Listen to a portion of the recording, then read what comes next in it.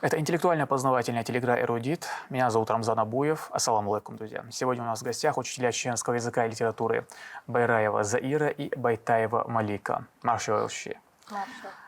Несколько минут я хотел бы посвятить знакомству. Скажите, пожалуйста, почему вы вообще выбрали в качестве предмета преподавания именно чеченский язык и литературу? Вообще стать учительницей у меня была мечта с детства. И начала я свою преподавательскую педагогическую деятельность вообще как учитель начальных классов. Но с 2020 года решила полностью перейти на преподавание чеченского языка и литературы в средних и старших классах. Просто мне он дорог как родной язык чеченский. И больше к нему тянуло. Я выбрала эту профессию, потому что я люблю чеченский язык и этот предмет. Заир, вы победитель конкурса Лучший кабинет чеченского языка. Расскажите про этот ваш опыт. Все думают, что кабинет должен выглядеть в чеченском стиле. Просто нужно готовить кабинет, но там огромная работа. Работа с детьми, со слабыми детьми, с одаренными детьми. Критерий много. Ты была первой же из нашего коллектива, из нашей школы, кто участвовал в этом конкурсе. Короче, всем коллективам помогали Заире собирать предметы старины. Да, все помогали, и родители, и коллеги. Хорошо. Малик, вы сейчас принимаете участие в конкурсе «Лучший учитель чеченского языка». Я вам пожелаю удачи. Спасибо. Надеюсь, вы победите. И если вы готовы, давайте мы перейдем к нашей игре. У нас 10 вопросов и 3 подсказки, из которых вам необходимо выбрать оптимальный для вас 2. Это 50 на 50, право на ошибку и звонок другу. Что 2 подсказки нужно выбрать? Ну, наверное, 50 на 50 и право на ошибку, да, Заир? Да. Хорошо. И первый наш вопрос звучит так. Какие основные занятия были у чеченцев в древности? Ювелирное и кузнечное ремесло, обработка кости и рога, производство шелка и горный промысел, земледелие и скотоводство. В принципе, все занятия подходят для чеченцев, я думаю.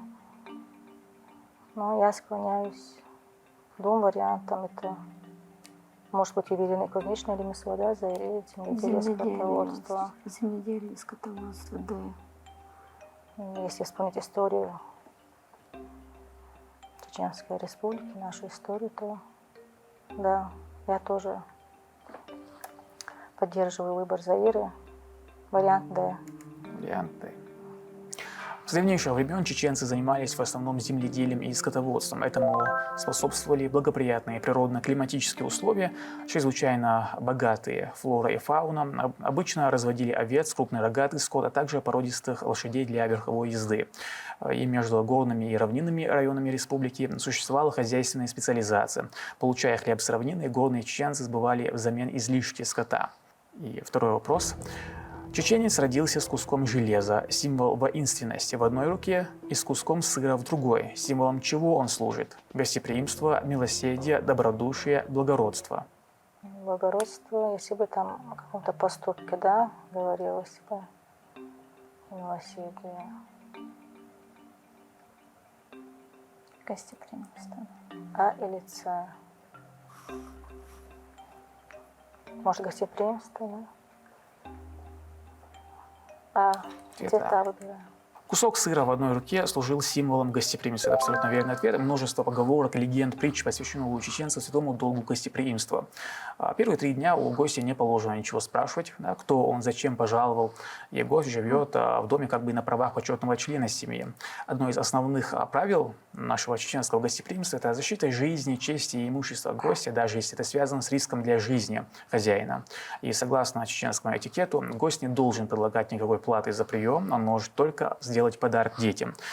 Обычаю гостеприимства чеченцы следовали всегда, с древности, и проявляли его к любому доброму человеку, независимо от его национальной принадлежности. Третий вопрос. Кто составил чеченский латинизированный алфавит, который утвердили в 1925 году? Халид Ашаев, Таштемир Эльдерханов, Шахаб Сугаипов, Ахмат Мациев. Мациев является автором словаря. Точно. Но как составитель алфавита, по-моему, его фамилия не упоминалась нигде, да, Заид? Так, Эльдерханов. Эльдерханов Аббат выпустил, но он, по-моему, позже выпустил Аббат. Тоже не в 25-м году. Да. Сугаипов. По-моему, Сугаипов выпустил на Аббат Раджаб. Составил алфавит Арабская на письменность. арабскую письменность, да. Тогда остается один вариант. А. Халид Ашаев. Халид Ашаев. В начале 1920-х годов СССР развернулась кампания по латинизации письменности. Да. И уже в 1920 году на первом съезде горских просвещенцев в Пятигорске был предложен проект латинизированного чеченского алфавита. Но тогда он был отвергнут сторонниками арабского письма. И латинизация встретила сопротивление со стороны духовенства и других сторонников арабского письма. Тем не менее, в 1925 году был официально утвержден чеченский латинизированный алфавит, составленный Халидом Ашаевым. Это абсолютно верный ответ. И уже в 1938 году в ходе процесса по переводу письменностей народов СССР на кириллицу Яковлевым был составлен чеченский кириллический алфавит, функционирующий по настоящее время. И четвертый вопрос. На каком этаже располагался вход в боевую башню? На первом, втором, третьем, на четвертом этаже. В жилой башне на первом этаже располагался скот, по-моему. Да? Да, кстати. На втором корм для скота, и дальше уже хозяева башни, там, семья. На каком этаже вход в боевую башню? Если на первом этаже будет вход, то враг быстро доберется, да? Значит, это должен быть более высокий этаж. Второй, третий. Второй или третий этаж.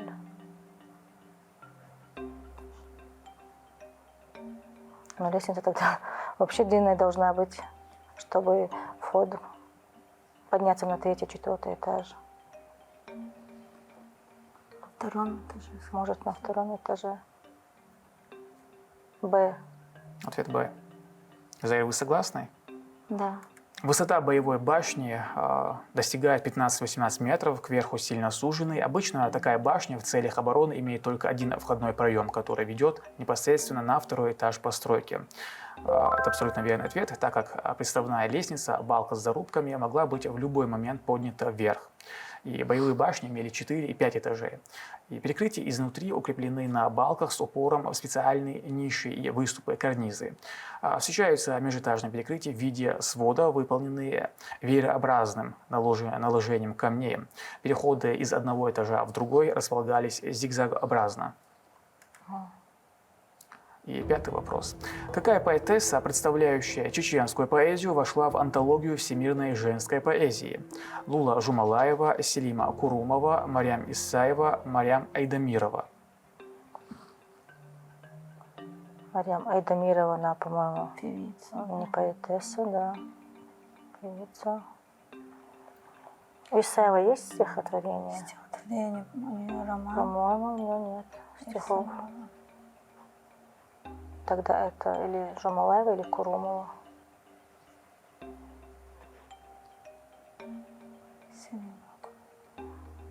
Жумалаеву я не знаю. Но пятый вопрос. Почему вам не воспользоваться подсказкой, чтобы облегчить себе выбор ответа? Может, попозже воспользуемся. Но позже может быть и не быть же. Попозже может и не получиться, да, Рамзан? Верно. Сначала давай определимся с двумя вариантами, а потом уже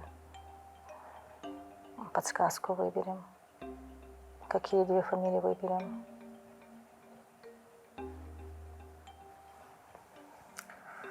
А и Б. Селима, Курумова и Жумалаева. И право на ошибку, наверное, да, Заир? Право на И ошибку. какой у вас ответ? А, А. Малик.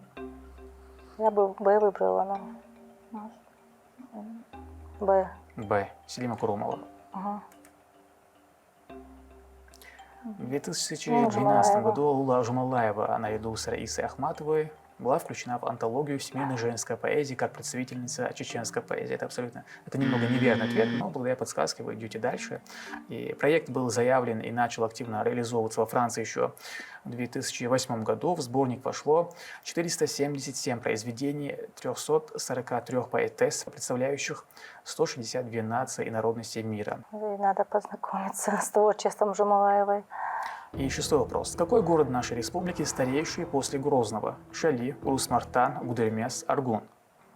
Русмартан, по-моему, с 1990 какого-то года. Город. Рядом с Грозным какой город? Гудермеш и ближе? Нет, Аргун. Аргун? Да. Может, эти Шали недавно. два города с небольшим интервалом вот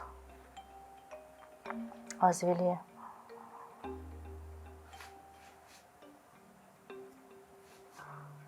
Это какой у нас? А шестой вопрос. Может, подсказкой воспользуемся? 50/50. Урус-Мартан или Аргун. Можно воспользоваться подсказкой? Конечно.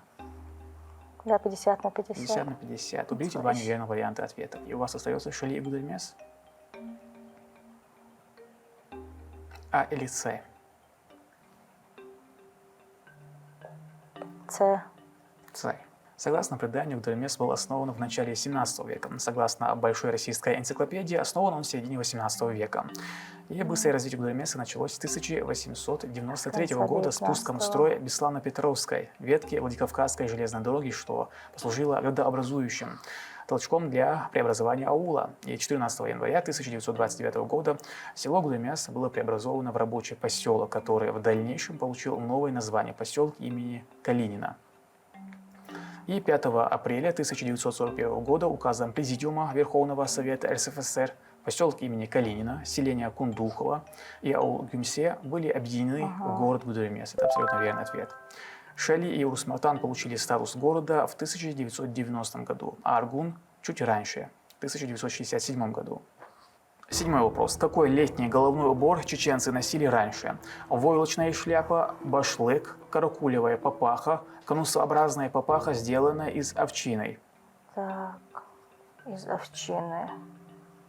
Для летнего периода, наверное, мало подходит, да, Заир? Каракулевая. По-моему, они тоже бывают, да, утепленные. Там что-то. Не знаю. Войлок. Войлочная шляпа. Башлык. Как башлык выглядит? Башлык, тощий, как капюшон. Ну, точно не башлык, скорее всего. Нет. Для лета же шляпа подходит. Шляп, по-моему, у нас не было. Или А, или С. С или Д. Если Заира согласится с моим выбором. А. Летним головным убором была шляпа из войлока. Это абсолютно верный ответ. Эти шляпы использовались весной и летом во время полевых работ, особенно во время косьбы. Поэтому этот вид головного убора называется мангаланкуй, шапка косаря. Изготавливали войлочные шляпы из валенной целиком шерсти разных цветов, но в основном белого цвета. И форма шляпы напоминала полусферу, имела мягкие, широкие, немного опущенные поля. Она была очень консервативно устойчива по технике изготовления и употребляемому сырью на протяжении длительного времени. Изготавливали их из шерсти очень высокого качества, первые стрижки ягнят, родившихся в мае. Стригли же их в начале сентября, чтобы шерсть достигала достаточной длины к зиме. Восьмой вопрос. Сколько кругов окружения пробил Байсангур Биноевский вместе с верными всадниками, покидая неприятеля в осажденной крепости Гунип? 1, 2, 3, 4. Так. Может, С? Заир отрывки приходят, да. Ну,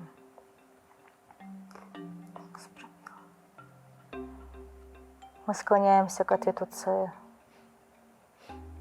3 3. круга. Ответ С, да? Это окончательный ответ? Да. В ходе Кавказской войны с превосходящими силами регулярной царской армии в селе Гуни произошло одно из самых знаменитых сражений в биографии Байсангура. Несмотря на то, что некоторые предавались пессимизму по поводу того, смогут ли они прорвать кольцо неприятеля и сдались в плен, Байсангур же и его верные всадники, будучи окруженными войском неприятеля, прорвали тройное кольцо противника и вырвались на свободу, предпочтя плену смерть в бою. 9 вопрос. Что клали под подушку люльки тоже ребенка ясно. для защиты от злых духов? Красную нить, кусок угля и ножницы, спички, хлеб. Это не красная нить, я думаю. И тогда вряд ли были спички, да, Заир? Были тогда спички? Тут уже, я думаю, что хлеб, Заир. У тебя какие варианты? Кусок угля и ножницы. Про угля я вообще не слышала. Про ножницы, да. По спичке тоже слышала. Про ножницы тоже слышала. Заир, думаю, подсказок нет у нас. Б или С? Я не знаю. Вариант Б. Вариант Б. Б. Чтобы оградить спящего ребенка от злого духа, клали в его люльку под подушку уголь и ножницы. Безусловно, это ничего не имеет общего с нашей религией, это нужно отметить, конечно. И 10 вопрос. Звучит так. Когда состоялся второй поход на крепость Кизляр под командованием шейха Мансура? 15 июля 1785 года, 29 июля того же года, Год один и тот же. 19 по 21 августа 1985 года или 2 ноября. Тут уже нужно положиться на интуицию, наверное. Или на удачу. Одним днем, наверное, не закончился у него поход, да? На Не крепость. знаю даже как. Если первый поход у него потерпел поражение, то ему нужно было набраться сил, не знаю, запастись оружием, пополнить свою команду, да, свое войско. И сразу, может быть, 29 июля. В одном месяце 2 похода. Если там были потери, то вряд ли за 2 недели они успели подготовиться. Я бы Д выбрала. Если это второй поход, если исходить из этого. Заир. Д. Ответ Д. Да. Это окончательный ответ? Да. Или вы еще подумайте, Если так считать, погадайте? что... Не знаю. Окончательный ответ. И гадать мы не умеем. Лишь бы это закончилось, да? Полагаемся на удачу. И ваш окончательный ответ Д. Да. Ответ принят. Киздяр – это главный в то время опорный пункт царского владычества на Восточном Кавказе, и поэтому желание шейха Мансура завладеть им было неспроста. И после победы в Алдынском сражении 15 Мы же июля он озвучивали этот напал на вариант. Кизляр. Рамзан нас запутал. Второй поход состоялся 19 по 21 августа 1785 года. Однако оба раза не совсем удачно. Для него это завершилось. Это немного неверный ответ. Потому что Ну, он как- прервал был небольшой, наверное, между походами. Да, и Опять первый... потерпел поражение. Ну, 10 вопрос. В принципе, вы дошли до 10 вопроса. Это прекрасный результат на самом деле. Я вас поздравляю, это отличный результат. Какие-то ваши впечатления, эмоции? Так как это было первый раз для нас, немножко неуверенно мы были. А так игра была интересная, много нового для себя узнали. Но мне понравился вопрос с городами. Мне интересно вот быстро добраться до дома и про Лулу это Жамуаева, вот про нее узнать, прочитать, найти информацию. Малик Заир, я рад, что вы приняли приглашение, пришли. Я горд, рад, что вы дошли до финального 10-го вопроса. Дала эту Уэлшин, дала Рамзан, Спасибо, что пригласили. Это была интеллектуально-познавательная телеигра «Эрудит». С вами был Рамзан Абуев. Если вы хотите принять участие в нашей игре, пишите и звоните на номер, который вы сейчас видите на своих экранах. Адикейл Маршайл.